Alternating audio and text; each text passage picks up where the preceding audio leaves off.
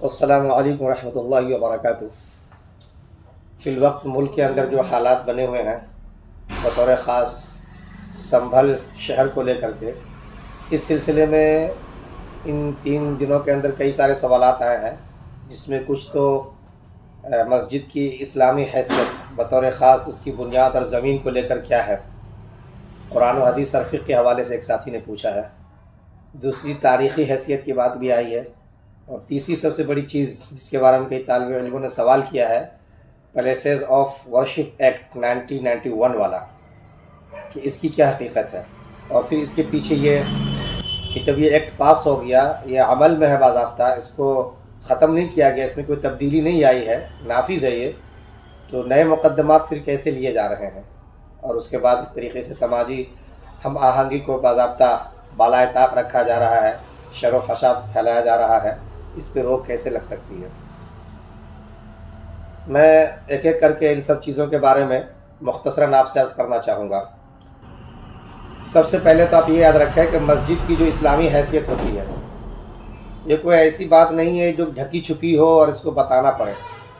ہر ایک کلمہ گو، ہر ایک مسلمان جس کے دل میں ایمان ہوتا ہے، وہ اچھی طریقے سے یہ جان رہا ہوتا ہے کہ باضابطہ ہم جو کچھ کر رہے ہیں یہ ایک عبادت ہے۔ نماز پڑھ رہے ہیں یہ عبادت ہے، نفل پڑھ رہے ہیں، سنت پڑھ رہے ہیں یہ عبادت ہے، جمعہ ہو، عیدین ہو، تراویح ہو، جو کچھ بھی۔ اور عبادت کو بجا لانے کے لیے جن جن شرطوں سے وہ گزرتا ہے، وہ کہیں نہ کہیں اپنے آپ کو مینٹلی اور فزیکلی پریپیئر کر رہا ہوتا ہے، تیار کر رہا ہوتا ہے اس بات کے لیے کہ وہ خدا کے سامنے جا رہے ہیں، چاہے کپڑا پاک کرنا ہو، زمین کا پاک کرنا ہو، طہارت ہو۔ اور جو انسان خدا کے سامنے جانے کے لیے اپنے آپ کو تیار کر رہا ہوگا، یقینی بات ہے وہ اس کا بھرپور خیال رکھے گا کہ خدا تعالیٰ کی مرضی جو ہمیں ملنے والی ہے، رضا جو ملنے والی ہے، اس کے مطابق ہمارا کام ہوا ہے یا نہیں۔ یہ ایک بالکل کامن سینس آپ سمجھ سکتے ہیں۔ لہٰذا مسجد جو بنائی جاتی ہے عبادت کے لیے، پہلی بات یہ رکھی گئی ہے کہ وہ کسی سے چھینی ہوئی جگہ نہ ہو، جس کو خصب کردہ زمین کہتے ہیں، ارض مغصوبہ فقہ کی زبان میں استعمال ہوتا ہے۔ یہ قرآن کریم نے باضابطہ منع کیا۔ آپ سورہ بقرہ کی 188 آج جا کے دیکھ لیں، لا تأکلوا اموالکم بینکم بالباطل کہا گیا کہ آپس میں ایک دوسرے کے مال کو بھی تم غلط طریقے سے مت ہتھیاؤ، غلط طریقے سے مت کھاؤ۔ جب مال کے بارے میں اتنا سینسیٹیو حکم دیا گیا تو عبادت اور پلیسز آف ورشپ یعنی عبادت گاہیں، ریلیجس پلیسز جس کو کہا جاتا ہے، اس کے بارے میں کیسے قبول کر لے کہ چلو باطل طریقے سے اس کو ہتھیا لیا جائے، کسی کا قبضہ کر لیا جائے، کسی جگہ پہ کچھ پہلے سے بنی ہوئی تھی اس کو توڑ دیا جائے، اور طاقت کے بل پہ بل پوربک اس کو اپنے لیے لے لیا جائے، اور جو من میں آئے اس کے اوپر کر دیا جائے۔ ایسا ہو ہی نہیں سکتا ہے، کیونکہ چھینی جھپٹی ہوئی چیز یہ غلط ہوتی ہے۔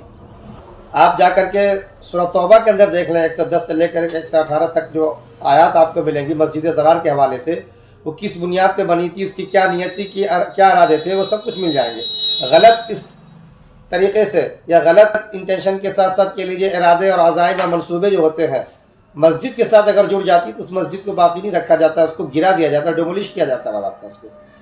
تو جس کو ڈیمولش کیا جائے، جس کو گرا دیا جائے، اتنی کلیئر مسلمانوں کی واضح کتاب کے اندر یہ بات آ چکی ہے، پھر کیسے کوئی یقین کر سکتا ہے اس بات کا، یا کوئی یہ ہمت کر سکتا ہے کہ چلو غلط سلط طریقے سے کسی کی عبادت گاہ پہلے سے بنی ہوئی مندر ہو یا کچھ اور ہو، اس کو توڑ کر مسجد بنا لیں اور پھر اس پہ عبادت شروع کر دیں۔ یہ بالکل امپوسیبل ہوگا مذہبی دین اسلام کے نقطہ نظر سے۔ جو میں نے قرآن کریم کی آیات بتائی ہے سورہ بقرہ کے حوالے سے اور سورہ توبہ کے حوالے سے، واقعہ جو بتایا، آپ کو کبھی موقع ملے آپ اس کو دیکھ لیں، خاص طور سے جو اسکول کے اسٹوڈنٹس وغیرہ ہیں ان سے میں کہنا چاہوں گا۔ مدرسے کے جو بیک گراؤنڈ رکھنے والے ہیں وہ تو اس بات کو سمجھ رہے ہوں گے کہ غلط طریقے سے آپ نہیں لے سکتے۔ حدیث میں ہے باضابطہ، کیا حدیث میں ہے کہ من ظلم قید شبر من الارض طوقہ یوم القیامت من 7 ارضین، کہ جس کسی نے ایک بالشت بھی، ایک بتہ جس کو بولتے ہیں بہار کی زبان میں، کسی کا ظلم لے لیا، غصب کر لیا، چھین لیا کسی نے اگر ایک اتنی سی بھی زمین، تو کل 7 زمینوں کا طوق بنا کے اس کے گلے میں ڈال دیا جائے گا۔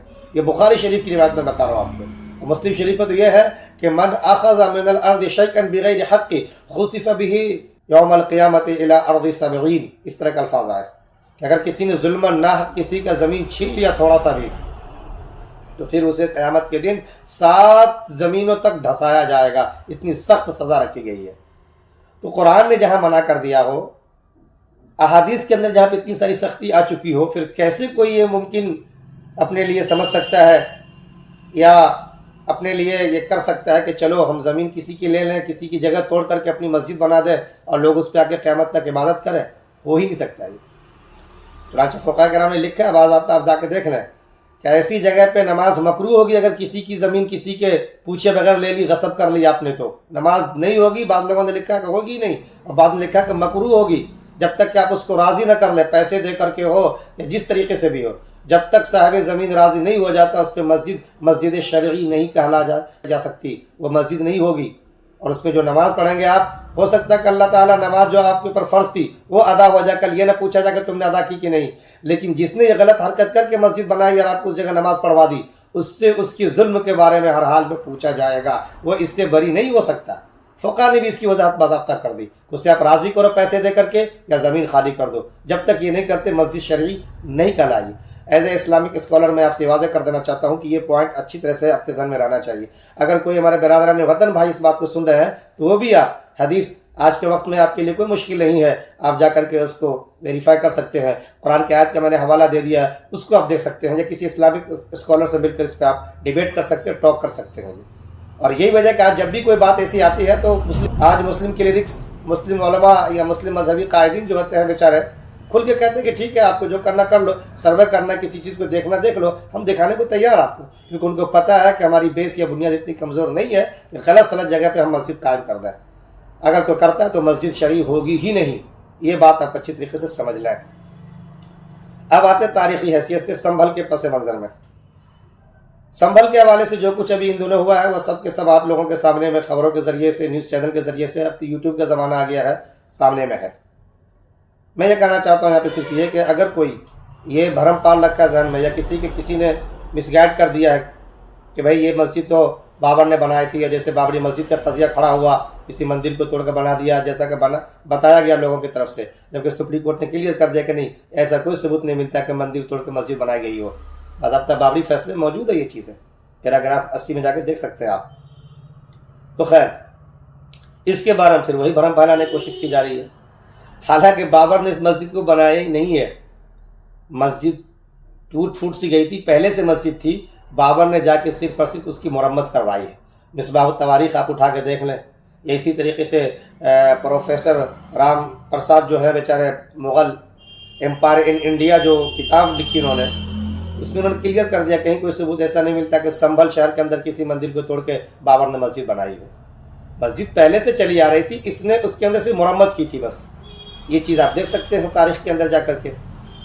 اب آگے پیچھے کہیں سے جوڑ دیا گیا کہ جب اس یگ کا خاتمہ ہوگا تو وشنو کا ظہور ہوگا، وہ شمبل میں آئیں گے، اس شمبل کو شین میم با لام کو سنبھل بنا کر کے لوگوں نے لکھ دیا کہ یہ تو وشنو کی جگہ ہے۔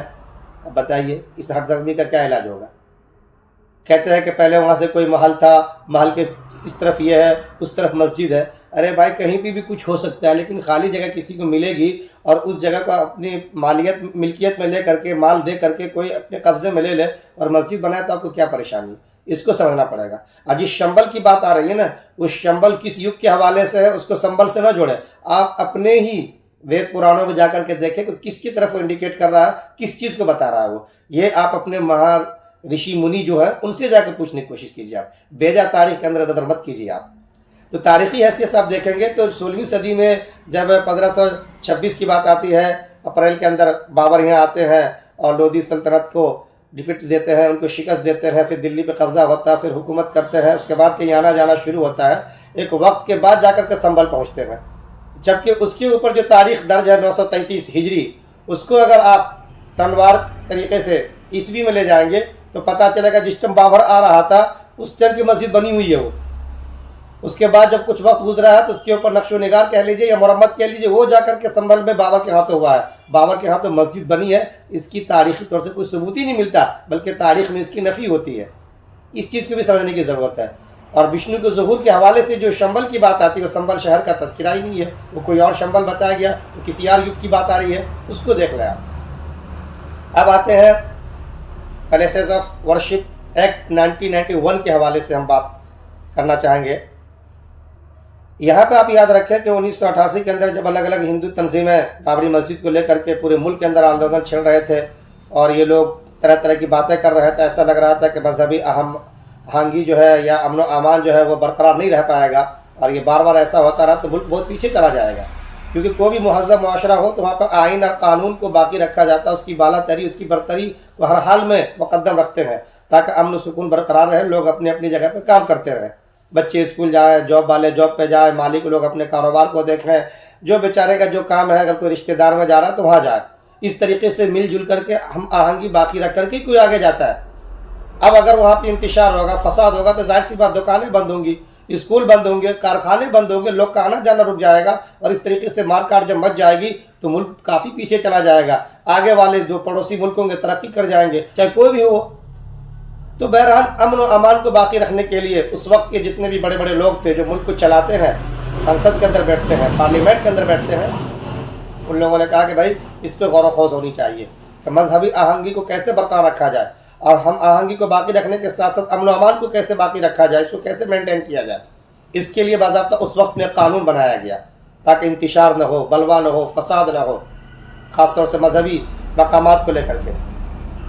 اور جب قانون بنا تو راج سبھا میں ہو یا پارلیمنٹ میں ہو، چند لوگوں کے اختلاف سے کہہ لیجئے کہ وہاں پہ کچھ باتیں آتی ہے، باقی سبھی کی سہمتی سے پاس ہو گیا.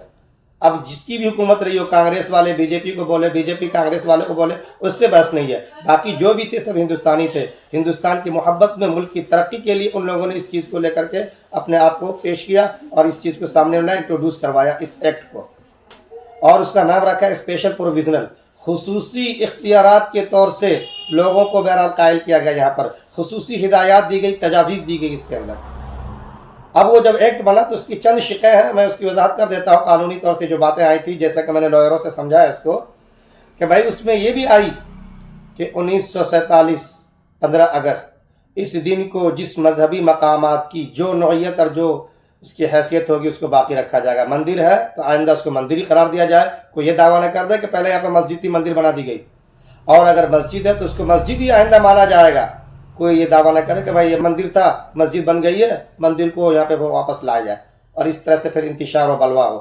یہ قانون بنا کر کے سب سے پہلے یقینی بنایا گیا اس بات کو کہ 15 اگست 1947 کو جس مذہبی مقامات کی جو نوعیت، جو حیثیت ہے، جو کردار ہے، اس کو باقی رکھنے کے لیے ہی یہ آئین اور یہ قانون لایا جا رہا ہے، یہ اس کا ضامن ہے. اس کے بعد آگے الگ الگ شقوں میں اس کی وضاحت کی گئی. مثلا جزوی طور پہ یا کلی طور پہ کسی مذہبی مقام کو تبدیل نہ کیا جائے. اس کی شق نمبر 3 میں جا کے دیکھیں گے یہ چیز آپ کو ملے گی کہ آپ کو پارشیلی یا فلی کسی کو تبدیل کرنے کا کوئی اختیار نہیں ہوگا آئندہ کسی بھی ہندوستانی کو. یہی نہیں، عوام کے ساتھ ساتھ میں عدالت کو ہدایت دی گئی قانون کے اندر کہ اب عدالت میں اس طریقے کے کیسز یا مقدمات نہیں لیے جائیں گے کہ فلاں مسجد مندر تھا یا فلاں مندر جو ہے مسجد بنا دی گئی. اس طرح کوئی باتیں نہیں آنی چاہیے کہ پھر انتشار یا بلوا بڑھتا رہے ہمارے ملک کے اندر اور لوگ پھر پیچھے جاتے رہے. ہمیں آگے جانا، ترقی کرنی ہے، اس کے لیے امن و امان اور ہم آہنگی سماجی برقرار رکھنی ضروری ہے. لہذا اس کو انہوں نے لایا کہ کوئی عدالت میں بھی اس طرح کے مقدمات لے کر نہ جائے، عدالت بھی ایسا کوئی مقدمہ نہ لے. اور یہ بھی کہہ دیا گیا کہ اگر کوئی مقدمہ اس طرح کے لیے جا چکے ہیں تو اس پہ بھی قانون لاگو ہوگا اور اس مقدمہ کو سرے سے خارج کر دیا جائے. آگے چل کر کے پھر بابری مسجد کی جو نوعیت تھی، جو انگریزوں کے زمانے سے اس کو ڈسپیوٹ یا جھگڑالو بنا دیا گیا تھا، اس کو مستثنیٰ کیا گیا. جو اس کی شق نمبر 4 یا 5 میں آپ جا کے دیکھیں گے مل جائے گی کہ بھائی یہ اس سے مستثنیٰ ہے، اس کے اوپر غور و خوض جاری رہے گا، عدالت اس پہ اپنا کام کرے گی. ایک مسجد کو انہوں نے مستثنیٰ قرار دیا گیا تھا، استثنائی صورت اس کو ملی تھی. پھر آگے جا کر کے 4 کے بعد 5 پہ جائیں گے تو مزید لوگوں کو وارننگ دی گئی کہ اگر کوئی ایسا کرتا ہے، اس ایکٹ کے خلاف جاتا ہے، اس کے خلاف ورزی کرتا پایا جاتا ہے تو اس کو باضابطہ 3 سال کی سزا بھی ہو سکتی ہے. یہ بھی تجویز کے اندر لائے گی، قانون اور آئین کا اس کو پارٹ اور حصہ بنا دیا گیا. یہ کلیئر ہے تاکہ لوگ امن و امان سے رہ سکیں، بغاوت پہ نہ اتریں، ملک کو برباد نہ کریں، ایک دوسرے کے ساتھ مارکاٹ نہ کریں. ان سب چیزوں کو، کیونکہ آپ اس کے آبجیکٹیو کو دیکھیں گے، اس کے اہداف کو دیکھیں گے تو آپ کو یہی چیزیں جا کے ملیں گی کہ بھائی کس طریقے سے کمیونل کہہ لیجئے کہ آدمی کے اندر جو فساد ہو جاتا ہے، رائٹس ہو جاتے ہیں، اس کو کیسے پیسفلی لایا جائے. سیکولرزم جو یہاں کا ایک اہم کیریکٹرز ہے، اس کو کیسے مینٹین کیا جائے، پیسفلی ہم کس طریقے سے آگے بڑھ سکتے ہیں، اس کے لیے کیا کیا جائے. یہ ساری چیزیں اسی کی وضاحت کے لیے آئی ہیں. یہ اس میں اس کے اہداف، اس کے آبجیکٹیو میں رکھے گئے ہیں اس آئین کے، اس لا کے. اب یہ سوال آتا ہے کہ جب یہ ساری چیزیں ہو گئی تو پھر یہ کبھی گیان باپی، تو کبھی متھرا کی مسجد، آج ہی میں کہیں نیچ پہ دیکھ رہا تھا اجمیر کی مسجد، تو کبھی آپ کے تاج محل، اور پھر کبھی کچھ تو کبھی کچھ، یہ بار بار معاملات اچھلتے رہتے، اٹھائے جاتے رہتے. اب پڑھے لکھے لوگ، وکیل حضرات باضابطہ وہ جاتے ہیں، ایک ریٹ داخل کرتے ہیں، ایک پٹیشن داخل کرتے ہیں، عدالتیں فوراً حرکت میں آتی ہے. اور ابھی تو آپ نے دیکھا ہو گیان واپی مسجد کے حوالے سے بھی کہ بالکل ریٹائر ہونے والے ایک دن کے بعد یا 1 گھنٹے کے بعد اس سے پہلے فیصلہ صادر کر دیتے کہ بس سروے کیا جائے. سنبھل میں یہ ہوتا ہے. بتائیے، کہیں پہ ضمنی انتخاب ہونا ہے، کہیں پہ الیکشن باضابطہ ہو رہا ہے انڈیا کے اندر، اور یہاں پہ اسی موقع سے جا کر کے ایک صاحب ریٹ داخل کرتے ہیں، عدالت حرکت میں آتی ہے، فوراً سروے کا وہ ججمنٹ دے دیتی ہے کہ ہاں اس کا سروے کر لیا جائے. اور اس کے بعد پھر جو لوگ جاتے ہیں، ویڈیو آپ نے دیکھا ہوگا کہ سروے کرنے جا رہے ہیں، ایسا لگتا ہے کوئی مذہبی عمل کرنے جا رہے ہیں، GSR کا نعرہ لگاتے ہوئے جا رہے ہیں، پھر بلوا ہوتا ہے، پھر قتل ہوتی ہے اور شہادت کی موت بھی بہت سارے لوگوں کی خبریں آتی ہیں. یہ ساری چیزیں ہم نے اور آپ نے دیکھ رکھی ہیں یہاں پر. تو سوال یہ ہے کہ اس کی نوبت کیوں آتی ہے جب 1991 کا باضابطہ ورشپ ایکٹ پاس ہو چکا ہے؟ تو اس پہ لے کے کئی سارے دوستوں نے سوال کیا ہے. تو میں آپ کو بتا دوں، قانون دراصل میں جتنا سادہ ہوتا ہے، سمپل ہوتا ہے، اتنا پیچیدہ بھی ہوتا ہے. یہ آپ کو ماننا پڑے گا. بحیثیت لائر آپ جب کسی سے بات چیت کریں گے نا تو وہ آپ کو یہ سب چیزیں بتا دیں گے. میں تو ایک قانون کا جو مطالعہ کرتا رہتا ہوں عام طور پہ، کیونکہ فقہ کا مطالعہ ہوتا ہے تو ساتھ ساتھ میں ضروری ہے کہ آپ کے ملک اور اس کے ماحول کے بارے میں بھی آپ کو جانکاری ملتی رہنی چاہیے. یہ ہمارے لیے ضروری ہے. یہ تو اس میں جو کچھ ہم نے دیکھا تو پتہ یہ چلا ہے کہ سب سے پہلے تو اس میں آئینی چیلنجز آتے ہیں، اس کو لے کر کے اس طرح کے مقدمات لینے پڑتے ہیں. آئینی چیلنجز کیا ہے؟ مان لیجئے جو لوگ جاتے ہیں اس طرح کے عدالتوں میں معاملات کو لے کے، وہ یہ کہہ دیتے ہیں صاف صاف کہ بھائی ہمارا آرٹیکل 25 کے تحت میں جو حق ملتا ہے وہ وہاں پہ النگھن ہو رہا ہے. ہم اپنے مذہب کی بات رکھنے آئے مندر کے حوالے سے کہ مندر یہاں پہ تھا، مسجد بنا دی گئی ہے، تو آپ مجھے کیسے روک سکتے ہو؟ کم سے کم لو، دیکھو تو اسی کی بات کہاں تک درست ہے. تو آئینی چیلنجز یہاں پہ آ جاتے ہیں. یہی آرٹیکل 32 کا وہ لوگ حوالہ دے دیتے ہیں کہ عدالت تک آنے کا جو رائٹس ہے، انصاف پانے کے جو راستے طے کیے گئے ہیں، اس راستے سے محروم نہیں کیا جا سکتا. اور اس کا حوالہ دے کر کے وہ باضابطہ دلواتے ہیں، پٹیشن لے لی جاتی ہے کہ ٹھیک ہم دیکھتے ہیں، غور کرتے ہیں کہ آیا یہ 1991 کے تحت میں آتا ہے کہ نہیں آتا ہے. اس حوالے سے اس کو لے لیے جاتے ہیں. ایک تو یہ ہوتا ہے. دوسرا آپ جانتے ہیں کہ عوامی اور سیاسی دباؤ یہاں پہ بہت کام کرتا ہے، کہیں نہ کہیں یہ فیکٹر بھی رہتا ہے. لہٰذا یہ سمجھ کر کے بھی لے لیا جاتا ہے کہ چلو ٹھیک ہے، کچھ دیر تک ہو سکتا ہے کہ عوامی غصہ ٹھنڈا ہو جائے، لاؤ ہم تو آپ ہی لے لیتے ہیں، تمہاری ریٹ لے لیتے ہیں. یہ سوچ کے بھی ایسا کیا جاتا ہے. اسی کے ساتھ ساتھ یاد رکھیے آپ، یہاں پہ استثناء کی جو میں نے آپ کے سامنے بات رکھی تھی کہ بابری مسجد کو استثناء کیا جاتا ہے، اس کا بھی بہت سے لوگ یہاں پہ آڑ لے لیتے ہیں کہ بھائی بابری مسجد بھی جس طرح سے مستثنیٰ کیا گیا تھا، بہت پہلے سے وہاں پہ مقدمات چل رہے تھے، اس لیے اس کو باقی رکھا گیا. تو اس کے معاملے میں بھی آپ دیکھتے تو فلاں فلاں تاریخ میں یہ سب ہوا ہے، ہم لوگ وہاں گئے تھے، یہاں گئے تھے، اس کی ثبوت ہے ہمارے پاس. لہٰذا یہ بھی اسی مستثنیٰ کیٹیگری میں آتے ہیں. اس کا بھی حوالہ دے کر کے لوگ اپنی بات کو رکھوا دیتے ہیں اور عدالتیں اس بات کو لے لیتی ہیں. اور چوتھی چیز کہ عدالت عالیہ یا عدالت عظمیٰ ہائی کورٹ یا سپریم کورٹ جو تھی، ان کی ہدایات یا ان کی تشریح کیا ہو سکتی ہے، اس کے پیش نظر بھی لوئر کورٹ یا نچلی عدالتیں لے لیتی ہے کہ دیکھتے ہیں یہاں سے آگے جب جائے گا تو وہ لوگ پورے غور و خوض کر کے طے کر دیں گے کہ 1991 کے تحت نہیں آتا، اوور رول ہے، یہ آتا ہے تو اس پہ غور کیا جائے.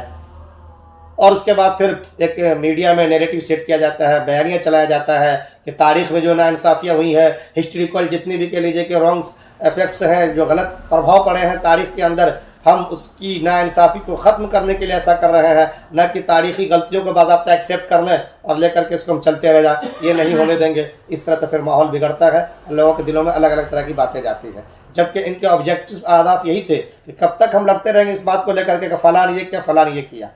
بھائی ظاہر سی بات ہے، حضرت آدم علیہ السلام جب آئے، اس کے بعد جب سے نسل انسانی چلی ہے، سب کا ایک دوسرے کے آنا ہے جانا ہے، کوئی کسی مذہب کو قبول کیا، کوئی کسی کو چھوڑا ہے. ایک پوری تاریخ لمبا پروسیس ہے. کہاں تک جاتے جائیں گے، کہاں تک کریکشن کریں گے آپ، یہ سب سے بڑا سوال ہے.